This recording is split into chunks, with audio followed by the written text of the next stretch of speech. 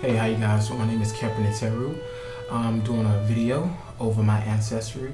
I've seen a lot of people in YouTube land uploading their ancestry results, and I felt inspired by other people to do it also. A little background about me. I have a lot of people inside of my family that teaches African studies, so I kind of grew up a little bit more cultured than most typical Africans in the United States.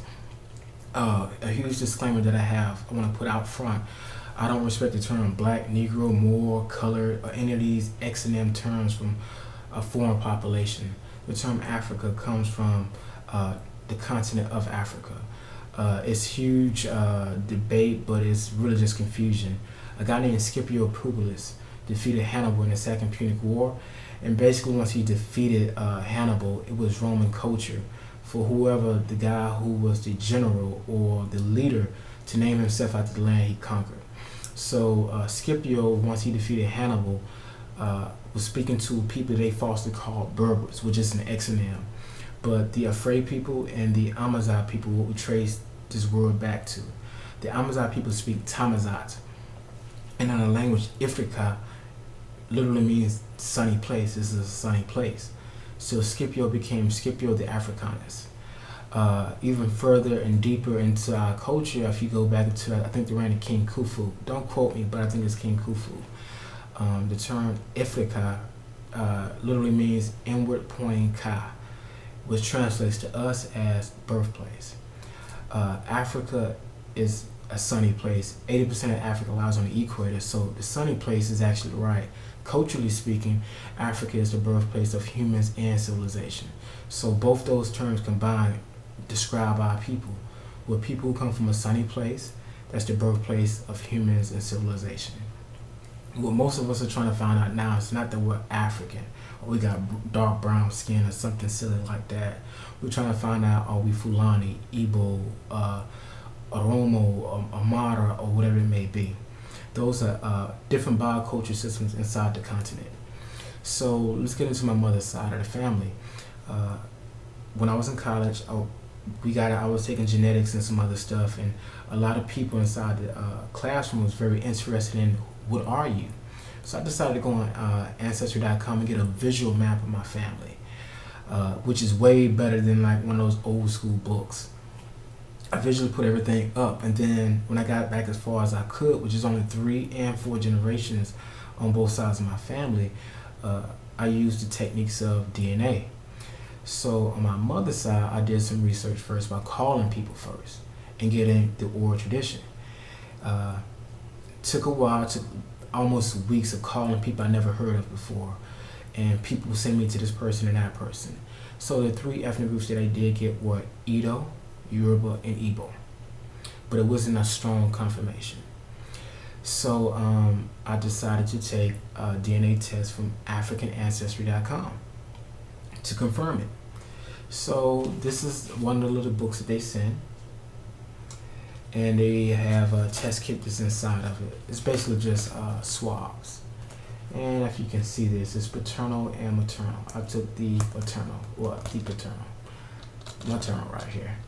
And it basically tells you that this is for your mother, grandmother, great-grandmother. This ancestry dates your ancestry back 500 to 10,000 years, which is a long time. 500 to 10,000 years, which is a long time. So, with that being said, I took the DNA test. I've got these results back a while ago. They send you a lot of information, but to keep this video short, this is what they're going to send you, which is beautiful. I'm glad it wasn't like real cheesy or cheap. They took time to really bring it into. And this is who my mother is. Dolores Nteru, Igbo people living in Nigeria.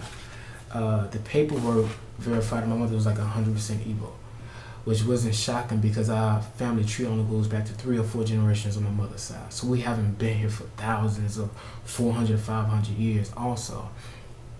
Also grown up very cultured. A lot of information I knew about very famous ethnic groups, like like the Zulu, Yoruba, Igbo. You kind of hear those ethnic groups more than some of the minor groups. So the Igbo people, I've kind of already know. Igbo people are from Southwest Nigeria.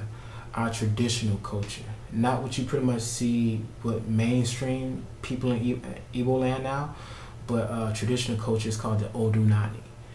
Please Google that and research it. Odinani. That's our traditional culture. We were monotheistic. We were not we believed in 1,000 gods. It's a wrong interpretation from Christian people who came there trying to, make the other religion, so-called religion, bad and make their religion right. And I want to put another disclaimer. Africans never had a term that correlated to religion. That is something that came from Europeans and Asians. Next, I want to go into, once I said again, we were monotheistic. Our particular term, like the English say God, which they get from the Dutch and the German, we said Chakwu. So that's something I want to put out there too. Also, on the outside, looks like it's polytheistic, but it's all, for the most part, monotheistic. Africans just felt like we couldn't directly talk to God, but we were all fragmentations of that one particular first cause. Some of the major feats that we did, or architecture, we had the Mbora, and we also had the Utu pyramids. Please look that up and just do further research. We had our own calendar, so it wasn't a Gregorian calendar that we also went off of. Ancestry worship is very big in all of African culture. Your great-grandmother who's deceased is like an angel. Your grandparents are like, the saints, and your mother and father are like the kings on a smaller level. Also, please look up through like Wikipedia or Google Igbo landing in St. Simon's Island, which is right off the coast of Savannah. Very cultured story. Really made me feel even more and more empowered to be an Igbo. Basically, Igbo people took over a slave boat, killed everybody who was European. Once they arrived at St. Simon's and Savannah, instead of being slaves, they held on to their culture so dear and near to their heart that they said they would die before they would be slaves, and that the power of Chakwu, or God, would help them back via the water spirit. They say the water energy brought them here, and then the water energy would bring them back to Igbo land, which I thought was so dope. These people literally drowned themselves because they felt like, no, we're not going to be anybody's slaves. And there's also a lot of folklore around Africans walking on water. Definitely research that and look at some of the accounts that were recanted. And also another thing dealing with the Atlantic slave trade, most Igbos came between like 1860 to the mid 1900s, I think. So all African people that come here 400 years ago, and definitely look for Maryland and Virginia for Igbo connections. So that's the first part. The next part I want to go into is on my paternal side. On my paternal side, a backdrop is, of course, like I said, we was born in Memphis, but when I was a child, I only met my great-grandmother once or twice. I asked her a couple of questions, and you're not supposed to badger great-grandparents. They're older, and you don't ask them a million questions. But I asked where we were from.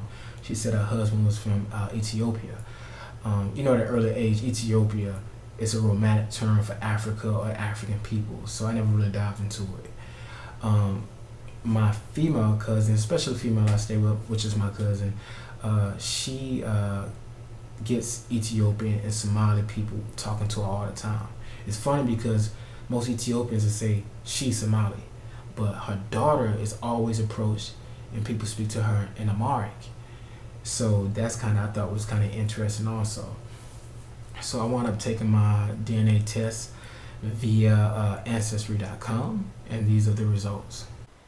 So this is a kind of a widespread pick of my family. That's my great-grandfather. That's small lineage to me.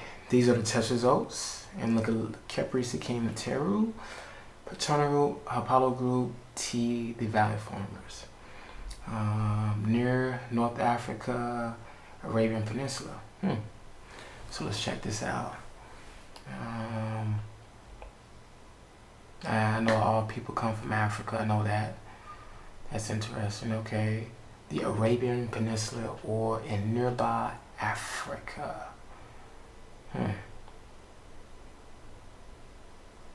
Okay, the Somali population through innovative knowledge, complex families. I know about the clan system.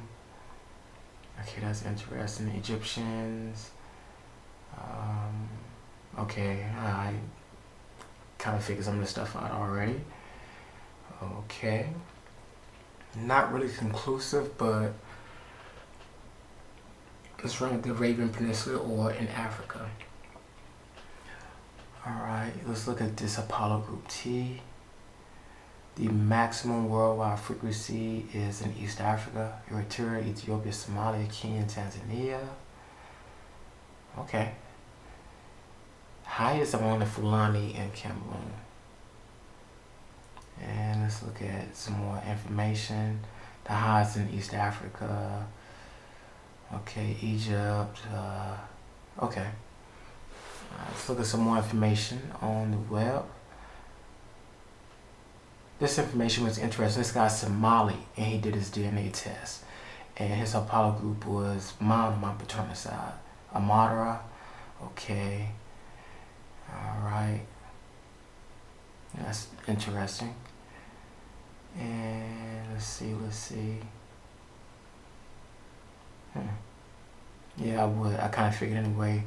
The haplogroup started off in Africa before it really made it into Western Asia or Europe. Some more information about the mitochondrial DNA of Ethiopia.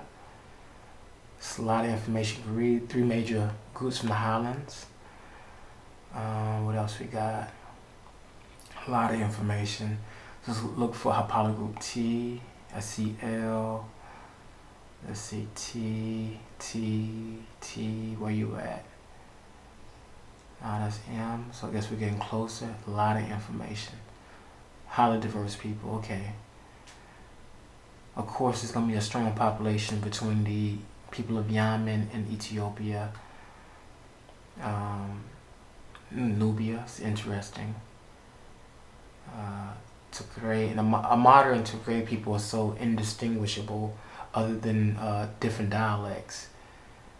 Okay, let's check something else. Check this out. Okay, this is the East African slave trade, which a lot of people don't really pay attention to. And that's some of the directions that people went from Ethiopia, Nubia, and this is some more information about the East African slave trade. Okay. Alright. Just piecing together information. Okay, let's check something else. Okay, this is the Arab slave trade. And as you can see up there in the corner, the major outlet for Ethiopia into the slave trade was this area here, not too far from the major city, which is Gondar. Okay, Ottawa, I know about all that. Okay. And 19th, 20th century is very interesting. Very interesting. I'm gonna come back to that in a second. That's very interesting. Alright, and okay, let's go to something else. Okay, that's some of the research I was doing. Slavery in Ethiopia. For the most part, the Ethiopians on the highlands looked down upon the other Africans that were not in the highlands. Because the highlands produce a certain type of breed of Ethiopians, they looked down on other Africans, and mainly because they didn't convert to Christianity. And even, it's a big conflict between the Oromo and the Amhara. And even the Oromo people kind of got it too far as they wasn't, for the most part, considered a pure stock, so to speak. The largest slavery was driven out of a major area. Okay, kind of know most of this stuff already. And this is some more information about the Ethiopian slave trade on African Holocaust net. Please research on this stuff. Now, this next information I thought was pretty interesting. Were my ancestors originally from Ethiopia? We don't hear a lot about that because most Africans came from West and Central Africa. But look at this story here. Look at the dates on that, which are interesting. And look at this information here about oral tradition. Funny thing is, about 2 months ago, I met a guy who works for the FBI who told me that he traced his ancestry back to Ethiopia on, I think, his dad's side. Not for certain if it was a dad or mother, but that's how we kind of spoke for about a good brief 45 seconds. And that's very interesting that I found this article. And this is just information I went through. So let's go back to my family tree. This is my great-grandfather. Let's check this record out.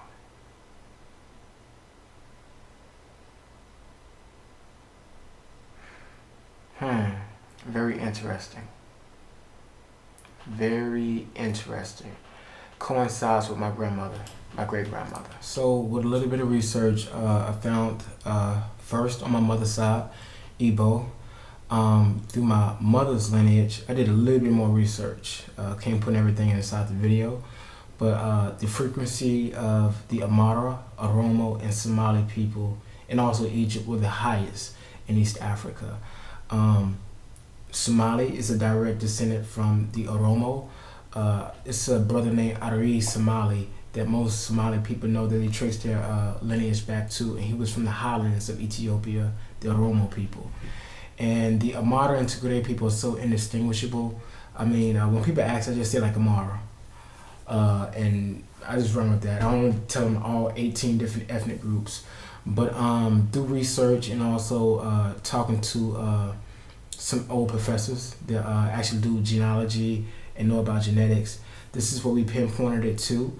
And also with the oral tradition and the records. And another note, African people were resold, like nothing. So a person could have been sold to an Arab, and an Arab could have sold that person to a Brit, and a Brit could have sold that person to somebody in the United States as a loan or as a favor. If you study some of the African people who wound up being free, they were resold several times. So it's very likely that my ancestor was resold, and the time frame, which really struck me when I seen that article, because the time frame meets the same time frame that the furthest I can trace my ancestry back on my dad's side. So I am very proud to be the Amhara, Oromo Somali people, also Egypt, and I'm very proud of being Ibgo. So I have East and West African ancestry, and this is kind of like my short video. And here's some pictures of my people on both sides of West and East Africa. You're right, clutching. I'm a god on any planet, so a god is what I'm fucking.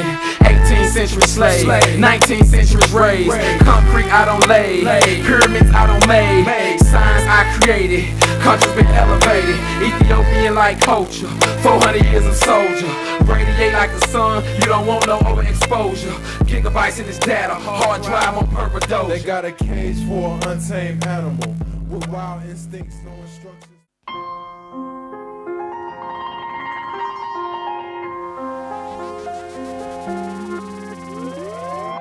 As I wander through the darkest dark, I don't know what tomorrow will bring. For you said that we don't know how to survive. We never see good, but I depend on you. Where do I go when this world forsakes me? Who do I turn to when they put me down? You are my...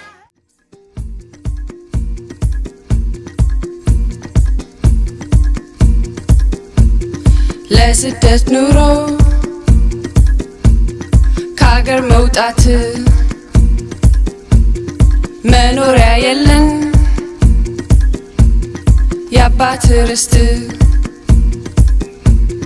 በስራ ደክመን ጠዋት ማታ እንሮጣለን የለንም ፋታ ho ho hum ho ho ho ho ho hum ho ho ho ho ho hum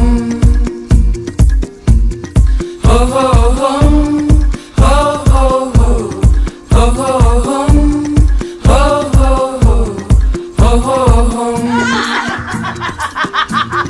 Synapsen never